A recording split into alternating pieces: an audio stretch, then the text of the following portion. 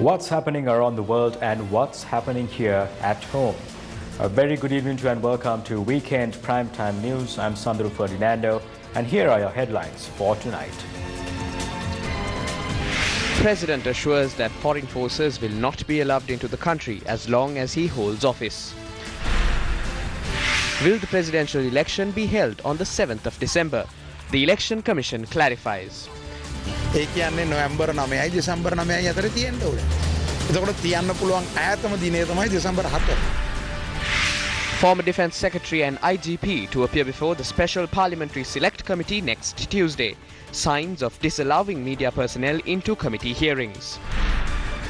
Various factions react to MP Jayampati Wickramaratne's comments on the 19th Amendment. හාකයන නයි රෙද්දාස් දාගෙන දැන් කනෝ කනෝ. දැන් හදපු එක හොයනවා අපි. ජයම්පති වික්‍රමරත්න මහත්මයාට මේ බඩේ අමාරුව දිගටම තිබුණා. Royal College outclassed Trinity College 34-17 in the first leg of the 75th Bradby encounter.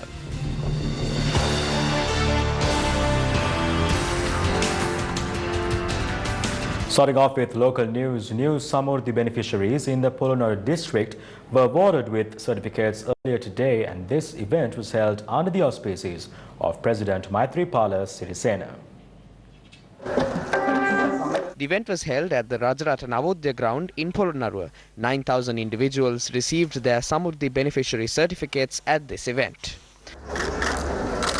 මම දැක්කාද පත්තරේ තියෙනවා මහානායක ස්වාමීන්ද්‍රයන් වහන්සේලා ඉල්ලීමක් කරලා රජයෙන් විදේශ I read in the newspapers today that Mahanayaka Theras have made a request to the government to not allow any foreign military intervention in the country, and in the event that it happens, the Mahanayakas would oppose it.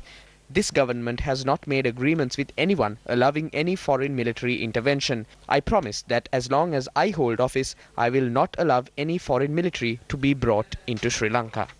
නැහැ කියන ඒ සහතිකය මම තමුන්නාන්සලට දෙන්න. Meanwhile, during a media interview held yesterday, journalists representing Indian media raised questions regarding the eastern terminal of the Colombo port and several other matters. From beyond, my question is, India, Japan and Sri Lanka recently signed a deal to develop a container in Colombo port. What do you have to say about that? Because there were reports of a political tiff regarding India's involvement in that port. A memorandum of understanding was signed between Sri Lanka, India and Japan to hold talks focusing on the development of the eastern terminal of the Colombo port on a future date. It is not in fact a deal but merely an agreement to commence discussions on the said development. The focal point of this agreement is to discuss regarding the development and subsequent usage of the eastern terminal by Sri Lanka, India and Japan. These discussions are vital to all three nations. We expect to formulate this agreement in a way which would benefit Sri Lanka in an economic and commercial point of view. රටවල් තුනටම ඉතාමත් වැදගත්. අපි ශ්‍රී ලංකාව සම්පූර්ණයෙන්ම ශ්‍රී ලංකාවට ආර්ථික හා වෙළඳ වශයෙන් වාසි සහගත ආකාරයට තමයි මේ එකගතාවය ඇති කර ගැනීමට බලාපොරොත්තු වෙන්නේ. Is that there has been some kind of apprehensions in New Delhi about China's growing efforts to, spread its influence in your country. So how do you see these kind of observations from New Delhi? The relationship between China and Sri Lanka is predominantly one which centers around economy and trade. Therefore, any two countries which have an economic relationship will not be able to engage in any other task apart from trade and commerce. The Sri Lankan government acts responsibly regarding this matter. One of the biggest reasons why SAARC is not progressing is Pakistan's role, how it's been behaving. How do you see Sri Lanka's role as a member of SAARC? Sri Lanka's foreign policy is a neutral one. Our policy is to maintain a cordial relationship with every nation. If there is ever a rift between parties, we will only play a mediating role. Therefore, the Sri Lankan government will never face such an issue that you speak of. Sri Lanka in the past established and maintained close ties with developing countries with its non-aligned movement policy. However, what does the non-aligned movement mean? The aftermath of World War II gave rise to two superpowers in the world, the Russia-led Union of Soviet Socialist Republic and the United States of America. The non-aligned movement as an organization was founded on the Brijuni Islands in Yugoslavia in 1956. Joseph Broz Tito, the former president of Yugoslavia, was the first advocate of the foreign policy of neutrality through the non-aligned movement. The non-aligned movement then was formalized in 1956, then spread internationally, and alliances with the two blocs gradually shifted. The first female Prime Minister of Sri Lanka, Madam Sirimavo Bandaranaike, was a leader who played a strong role as an advocate of the non-aligned movement and as a negotiator and a leader among the non-aligned nation. The non-aligned stance of Sri Lanka was highly appreciated by the international community, resulting in the 5th non-aligned summit being held in Colombo in 1976. Chairman of the Election Commission of Sri Lanka, Mahinda Deshapriya, expressed the following views regarding the comments made by President Maithripala Sirisena in India over dates for the upcoming presidential elections. අපි බලාපොරොත්තු වෙන්නේ පළාත් සභා ඡන්ද විසීම තියන්න තමයි. දැන් ජනාධිපතිතුමා ඇත්තටම කිව්වා ඉන්දියාවේදී දෙසැම්බර් 7 වෙනකොට තියන්න නියමිතයි කියලා ඔබතුමා සඳහන් කරා. ජනාධිපති වරණය. The presidential election must be held 1 month prior, but not exceeding 2 months, to the date on which the president's 5-year official term ends. Therefore, elections must be held between the 9th of November and the 9th of December this year. So the earliest possible date will be given on the 15th of November, whilst the latest will be on the 7th of December. So the Elections Commission considers both dates, and any other date between the 15th of November and the 7th of December as appropriate, assuming the President does not call for elections beforehand. Mahinda Deshapriya expressed these views during the commencement of the Colombo district level program in Moratuwa today to collect applications for the revision of the 2019 electoral register. The Parliamentary Select Committee appointed to look into the April 21st attacks has decided to summon the former Defence Secretary and the former IGP to testify before the committee on the 4th of June next week. This committee was appointed to look into the April 21st attacks and is chaired by Deputy Speaker Ananda Kumarasiri.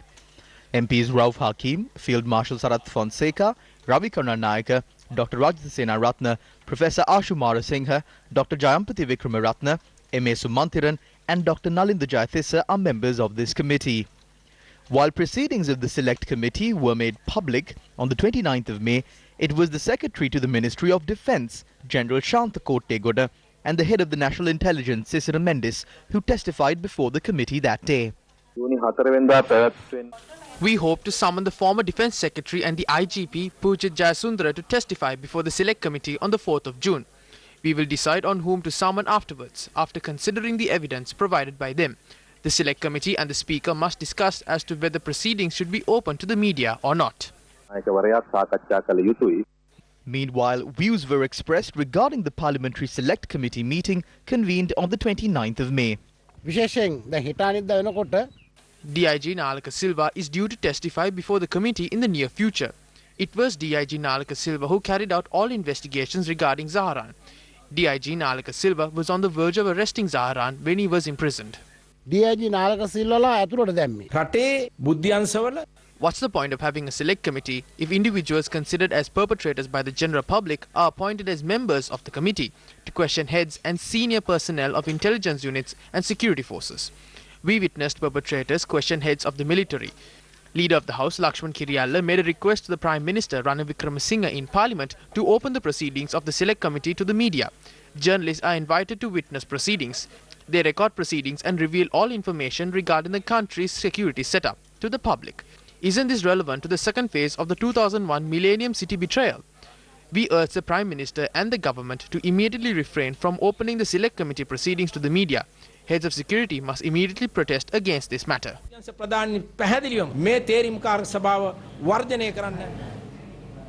Dr. Jayampati Vikramaratna stated yesterday that he did not take the lead in formulating the 19th Amendment to the Constitution that paved the way for several political crises in the country. Now, several parties expressed their views in this regard. The complete responsibility of the 19th Amendment to the Constitution lies within the Yahapalaya government. Not only is the entire country trapped with it, but the amendment has even betrayed the basic democratic rights of the people. There is no one to claim responsibility for drafting the 19th Amendment to the Constitution now. Jayampathy Wickramaratne is the main individual responsible for the 19th Amendment and the brainchild of the newly proposed Constitution. Now there is no one responsible for drafting it. Jayampathy Jayampathy Wickramaratne has had this issue for a very long time. Even under Chandraka Bandaranaike's presidency, Jayampathy Wickramaratne constantly tried to draft various forms of amendments to the constitution. His only objective was to become a legislator. His actions led to the betrayal and the destruction of political roots. And now there is no one to claim responsibility for it. MPs appointed through national lists do not represent the public mandate. They only represent the mandate of their respective political party. It is shameful when national list nominees are used to achieve the objectives of the party. මෙබඳු කාරණා ඉෂ්ට කර ගැනීමට ක්‍රියා කිරීම ඉතාම නිර්ලජ්ජිත කාරණයක් කියලා අපි හෙලා දකිනවා. තුමගේ දේශපාලන කටයුතු තුළ තුමගේ I believe that Jayampathy Wickramaratne is nearing the end of his political career. The Prime Minister needs the support from such individuals to implement his opinion and not the people's mandate. The Prime Minister will not act from the view of the general public. He only acts to protect his power. It is such individuals that the Prime Minister protects. When an election is held, I think the results will exceed the results in 1977. ජනතාව ඒ දෙන උත්තරේ මං හිතන්නේ 77 ප්‍රතිඵලයටත් වඩා එහා යන එකක්. Why is the Colombo port of strategic importance? What should be the general public be informed about with regard to the Colombo port? The privatization of important property terminals and even ports that belong to the SLPA for political reasons began several years back.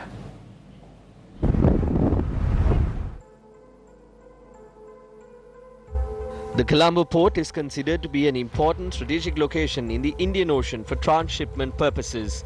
The Colombo port currently consists of three main parts.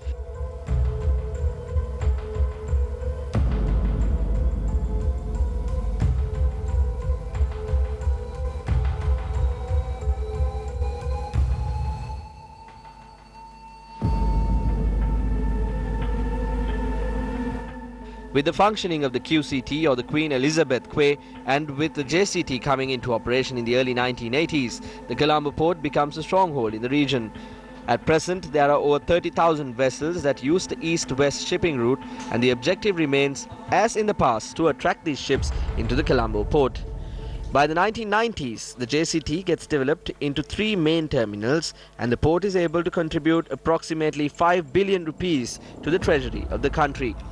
The political intervention by successive governments not only resulted in a decline in this contribution, it also paved the way for the privatization of various areas in the port which are deemed high-value property.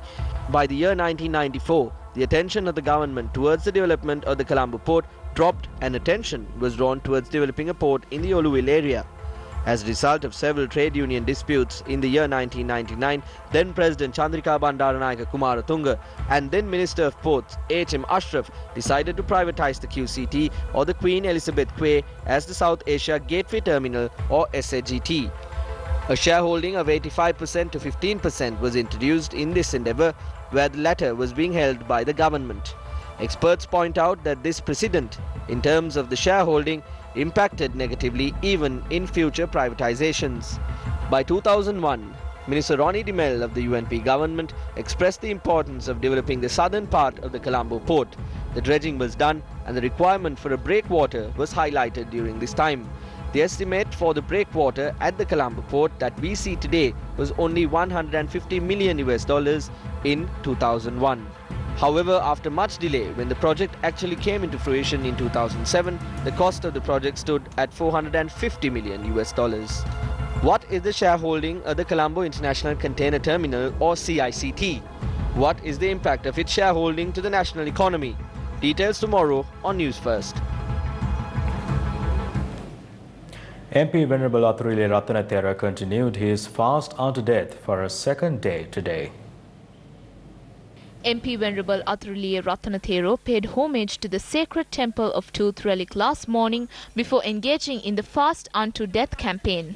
Venerable Thero has commenced the campaign calling for the removal of some politicians holding power in the government. Former Governor Hemakumara Nanayakkara, S.B. Dissanayake and a number of people arrived to visit the Venerable Thero, who is engaged in the campaign since yesterday. A team of doctors from the Kandy hospital arrived to check the health condition of the Venerable Thero. Minister Rajitha Senaratne was reappointed as a deputy chairperson of the World Health Organization, arrived in Yalin today. The minister was chosen for this post by 194 member nations and 35 executive member nations in Geneva, Switzerland. Several supporters arrived at the airport to welcome the minister. Speaking to his supporters, the minister stated the people of this country will understand what he has done for this country in the near future. The media unit of the Health Ministry further said that the minister stated he hopes that his son will continue to do what he couldn't do for the health sector of this country. The Government Medical Officers Association convened a media briefing in Colombo yesterday, and these were the views which were expressed. Now,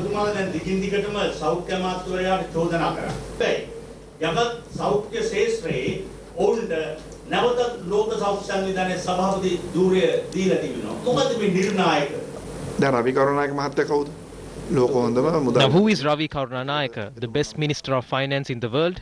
But still he was removed by the President from the position of Minister of Finance. So don't panic too much about that. Before this, even Nimal Siripala de Silva was the Deputy Chairman or held some other post. However, if the Minister of Health was replaced by another person, even he will get the position of Vice Chairmanship. Don't confuse that with the situation. The health sector in the country might be in a good position, but the Minister of Health is just one person. So whatever position he gets cannot be his personal achievement. For an instance, when a team wins a cricket match, the trophy is presented to the captain. You don't call upon the whole team. The captain might have even not scored a single run. It was revealed before the Presidential Commission, appointed to investigate into fraud and corruption in government institutions, that even though the Dr. Neville Fernando Hospital in Malabe is a private hospital, so far all expenses of the hospital are borne by the government. How can the people's money be used in such a way to nourish a private company even without informing the parliament? According to how Rajitha Senaratne included in the cabinet paper, 250 million per month for 20 months, 250 multiplied by 20, 5,000 million rupees. 5 billion of the people's money was used by Rajitha Senaratne to pay a single person's bank loan. Can the cabinet deal with the parliamentary powers of the financial control of this country and act in such a despicable way? Now with what was revealed recently, the judge chair in the commission is clearly questioning. Now this is still continuing. When will this stop? Will 250 million rupees be sent next month too? Will another 250 million rupees sent again the month after? So we once again request the President. The law should be acted upon Minister Rajitha Senaratne. On a separate note, several complaints were filed against Minister Rajitha Senaratne at the police headquarters today. These complaints were by Attorney-at-Law Premanath C. Dolavatta. The complaint was based on information that the expenses of the Dr. Neville Fernando Hospital in Malabe were being borne by the government. This was revealed before the Presidential Commission of Inquiry. If rupees 250 million can be used to pay off the loan installments of outside parties, we can also request the government to pay off our own loan installments. They have violated all the laws implemented by the government. They have violated the Public Property Act. You are aware that under the Public Property Act, if an individual misappropriate more than 25,000 rupees of government funds and when a report signed by the ASP, the suspect must seek bail from the High Court. If it was a normal person misappropriated more than 25,000 rupees, he would have been dragged, put into remand prison and presented before the High Court. He would have to seek bail as if he misappropriated millions of rupees. What happens to these ministers who misappropriate millions and billions of money of this country? Meanwhile, some of the benefits were granted to 4,500 families in the Matale district this morning by Prime Minister Ranil Wickremesinghe. The event was held at the Edward Grounds in Matale. Several ministers, some of the officers and a large number of people participated at the event. The purpose of the Samruddhi benefit, such as the Janasavya program, is to add new beneficiaries when income levels of the existing beneficiaries increase. However, existing beneficiaries were not removed from the list when their income levels increased. What's even more disappointing is that beneficiaries were not removed even when they were dead. In that case, who received these Samruddhi benefits? Why weren't these funds given before? I am happy that even after a lapse of 10 years, the public received these benefits. It was only in March last year that the respective ministerial position was given to a member of the UNP.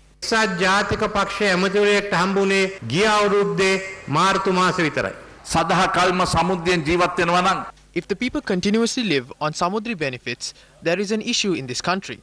Our country should not be developed by providing benefits. The country should be developed by providing knowledge to the people to find jobs and earn an income.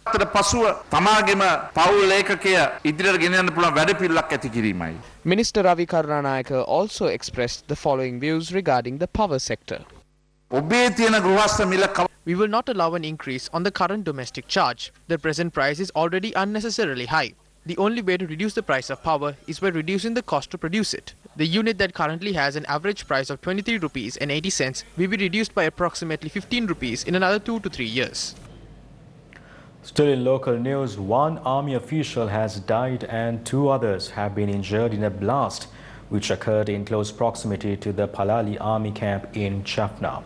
The source of the blast is unconfirmed. According to the media spokesperson of the Army, Brigadier Sumit Atapattu, it is suspected that a decommissioned device used in armed warfare has exploded earlier today, resulting in this incident.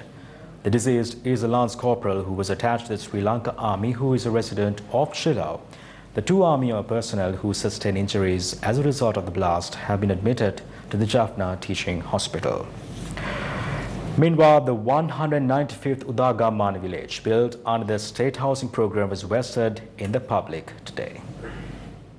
The village built in Batiklo was named as Ganapatipuram. This village, which consists of 25 houses, was vested in the public with the auspices of Minister of Housing, Construction and Cultural Affairs Sachit Premadasta. මම ගැන හිතන යුගය අවසන් කරලා ඔබ ගැන සිතන යුගය නිර්මාණය කරන්නට I am ready to begin an era where I think of your betterment instead of mine. To end an era where you think of the betterment of your family, but instead the future of the people of this nation. We should act selflessly. The era where selfishness rules the nation should end. Selflessness should take over. I am ready to begin that. I am ready to supply according to the needs of the people, the citizens. We are ready to put our country first, the people first. And let us all join to bring victory to this nation.